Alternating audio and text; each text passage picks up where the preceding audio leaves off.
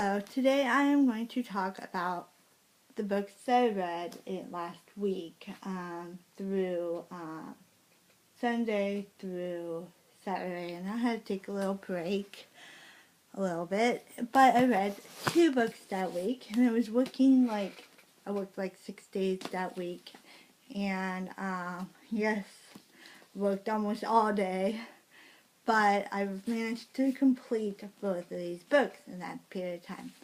First, I read Dracula by Bram Stoker, and this was a reread. This obviously is about Dracula, and it takes place in many people's point of view, and it's about like their interpretation of what Dracula is, and not who he is, but what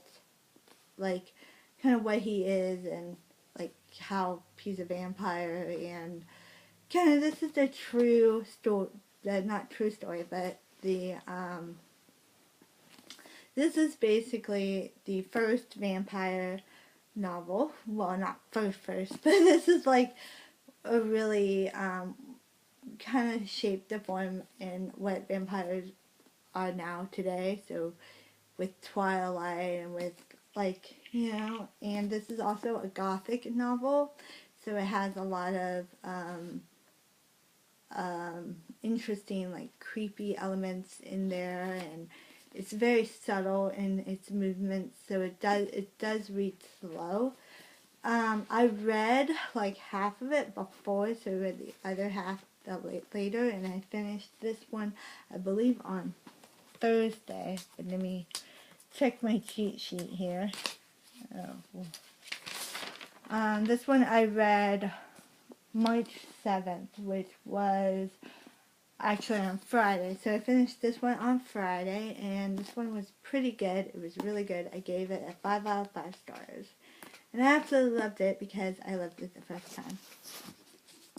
The second book I read, and I am finished with this book too, is called Bite Me. And this one is about a girl named Abigail, and she's a minion, sort of a minion to a vampire, and apparently this is like the 3rd book in the series, but I didn't realize it, and I don't know, you don't have to read them in order, I don't believe, but if you want to know more about the other characters, I guess you can read them in order. Christopher Moore is so hilarious in his writing. Now, I did like the story a lot, and this is obviously about a vampire cat named Chet, who obviously was bitten, not obvious, but was bitten by a human vampire, and then he got kind of evolved, I guess, and started biting other household cats. So then there was more vampire cats in the town, and they were attacking humans and whatnot. And this is kind of the story about Abigail and how she's trying to stop these vampire cats. Now, there are other vampires in this novel, and they come in quite late.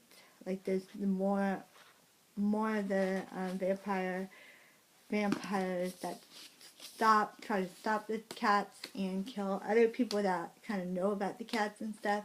And so these kind of evil vampires or something. But I didn't really I didn't really get that those people, or why they were there and stuff. But I did enjoy this book. I gave it a 3 out of 5 because I enjoyed the writing style and how it was. There's a couple things that I didn't enjoy about this. Number one is the main character. Her voice is just so bad. Like, to me, I think the main character is a gothic. She's gothic, and then she's a valley girl, which to me doesn't really connect at all, you know? There's also some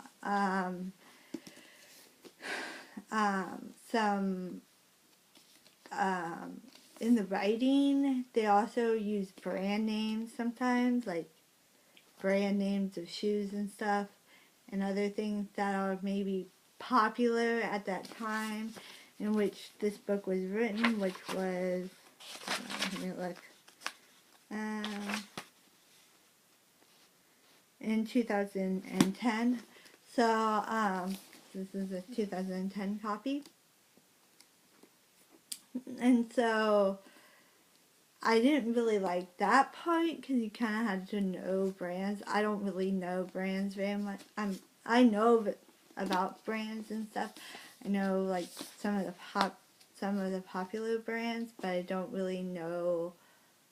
I know like brand as in store name brands, but I don't know like popular like other brand, like not store name, like I don't know how you explain it, but I know like JCPenney's and, Payless shoes and those type of stuff, but I don't know like actual like names of brand shoes and stuff and people calling them that brand name. If you wear a boot, you call it a boot. If you wear a shoe, you call it a shoe. You don't call it anything else. So I really didn't like that. I also really didn't like the main character at all. Like I wanted her to die. And she did die, but I won't explain that. I won't tell you how she dies or whatnot, or anything like that, or why. Or why she dies, or she doesn't really die, but I mean she dies. I don't know. I'm not gonna give any spoilers away because that would be bad. But or how she does it. But I do like the animals in this book. There's a lot of animals in this book. Number one, I love the cats in this book. The cats are vampires, obviously, and they are kind of biting everybody and kind of evil, sort of, in a way. And I love that. I also love these other animals in this book. They talk about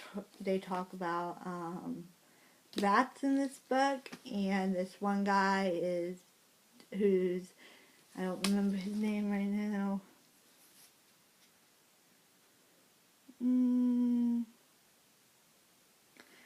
Steve, I think, yeah. Steve, who is not a vampire, he's a human. He is her boyfriend, and he's like a scientist, basically. And he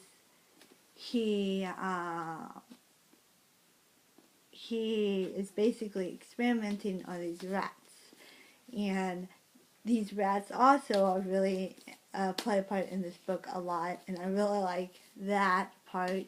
And I also like the dogs in this book. Now the dogs try to work with the policemen. So we have like Bummer and I love the dogs because they like speak in dog language, but the dogs don't really like. It's just funny because the dogs are like, "Oh, Biscuit, Biscuit, I want a treat because I found something," and they're like, you didn't find anything, so you don't get a treat," and it's just really funny. So, and that is it. So I read 2 books, and I read a bunch of pages from this, and so I am so happy to have done that. And so yeah, and that is what I read last week. And have a great day. Bye.